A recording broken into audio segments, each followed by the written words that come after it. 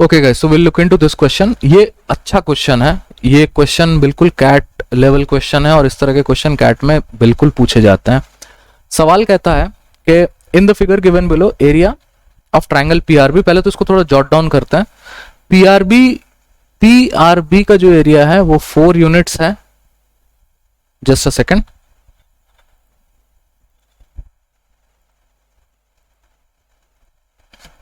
वो 4 यूनिट्स है। आरक्यूसी का जो एरिया है, आरक्यूसी का जो एरिया है वो 8 यूनिट्स है और इसका 6 यूनिट्स है।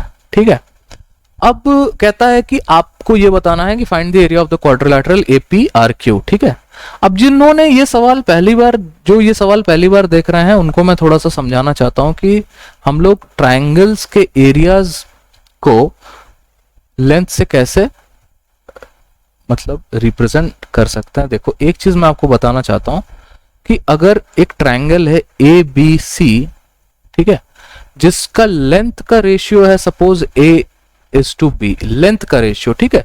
So suppose A M B M is to M C is A is to B.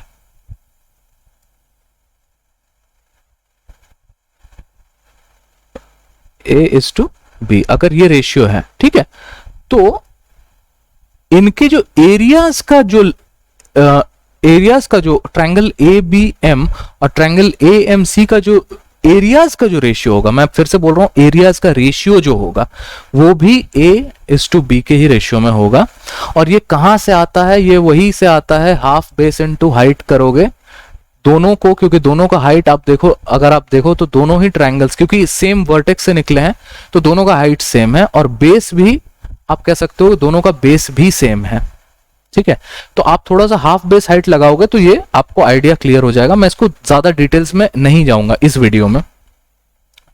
अब जिन लोगों ने इस क्वेश्चन को आराम से सॉल्व किया है, अच्छा एक सेकेंड, इतना डिलीट कर देता है।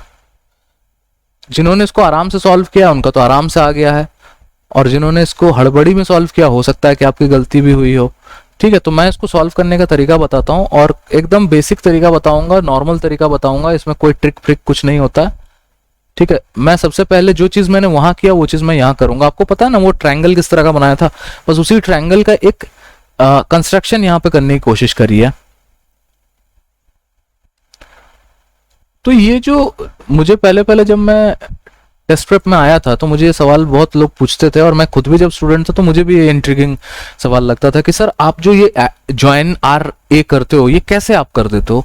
तो ये वही करते हैं ना कि जो हमने जो अभी आपको बताया कि इस तरह का ट्रायंगल बनाया है, तो देखो वही ट्रायंगल यहां बनाने की कोशिश करी है, तो हमारे पास उतना देखने का आपका नजरिया बन जाएगा जब आप बहुत सारे क्वेश्चन सॉल्व करेंगे। ठीक है, अब एक काम करते हैं, अब हम लोग थोड़ा सा आइडिया लगाते हैं कि पीबीसी ट्रायंगल में, ट्रायंगल पीबीसी में अगर मैं सेम लॉजिक लगाऊं, P R is to R C करूं, P R is to R C करूं, तो मेरे को रेशियो क्या मिलता है? आप ध्यान से देख करके बताओ। पी आर के लिए जो एरिया है वो 6 है और आर सी के लिए जो एरिया है वो ये वाला है 6। So this is 4:6। ठीक है, और यहां पे आप इसको x और y अज्यूम कर सकते हो एरियाज के यूनिट्स को, या फिर ऐसा कहना सही होगा कि एरियाज को ही हमने x और y अज्यूम कर लिया है। ठीक है, अब क्या कर सकते हैं? अब हम लोग लेट्स सी, हमने एक ट्रायंगल तो ये पिक कर लिया, एक और ट्रायंगल हम पिक करते हैं CQB, ट्रायंगल CQB, और उसमें हम लोग BR इज टू RQ करेंगे। ठीक है, BR is to RQ, that is BR is 6, RQ is 8। अच्छा, रेशियोज हैं, ध्यान रखिए, तो एकदम मिनिमाइज कर दो, 3:4, राइट, 3:4।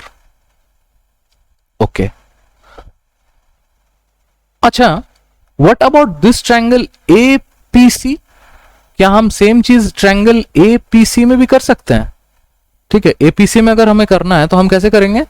APC में अगर हमें करना है तो हम कर सकते हैं P R is to R C से, अच्छा ये तो सेम आ गया, O P R is to R C, लेकिन इस बार हम एपीसी को यूज कर रहे हैं, पहले हमने यूज किया था बीपीसी को, अब हम लोग एपीसी को यूज कर रहे हैं, ठीक है।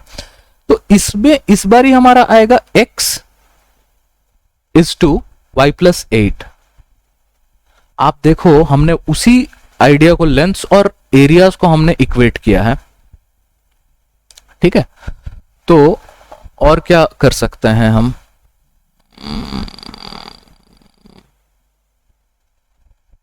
या सो हम लोग ट्रायंगल ए बी क्यू, हम लोग ट्रायंगल ए बी क्यू को भी हम लोग देख सकते हैं, ए बी क्यू, और सेम होगा B R is to R Q, B R is to R Q. क्या ये बहुत ही स्टैंडर्ड क्वेश्चन है, मुझे नहीं लगता ये तो कैट वैट में अब तो ये सब पूछता भी नहीं है, ठीक है। तो ये आपका x प्लस 4 बी आर का होगा, पहले हमने लेंथ्स का रेशियो निकाला, अब हम एरिया का रेशियो इक्वेट कर रहे हैं, और आरसी जो है वो y है।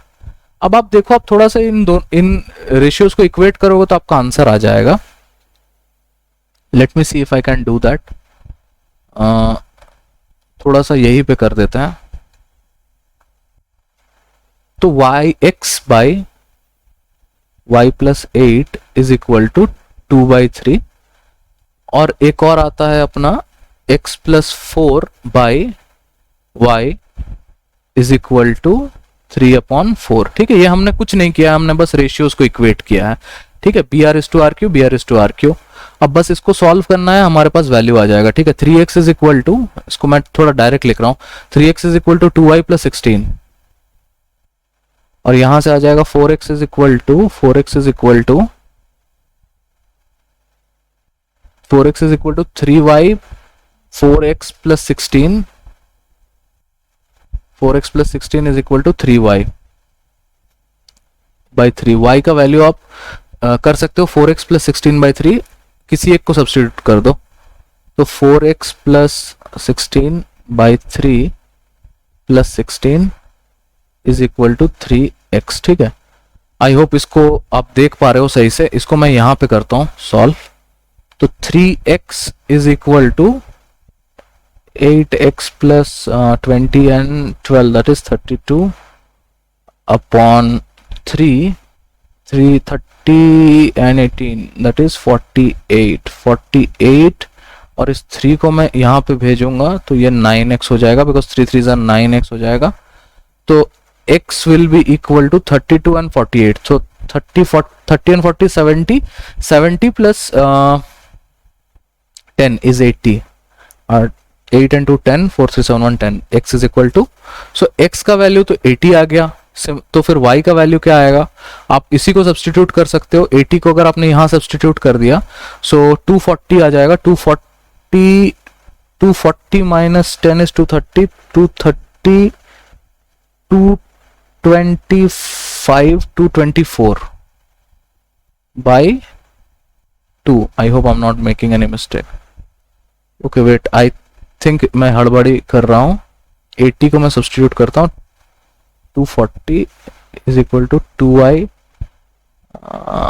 ओके यही पे, तो यही पे सब्स्टिट्यूट कर देता ना, so 320 plus 16 upon 3 that is 336 upon 3 which is 112। उस पे भी 112 ही आ रहा था, तो 112 plus 80 is 192।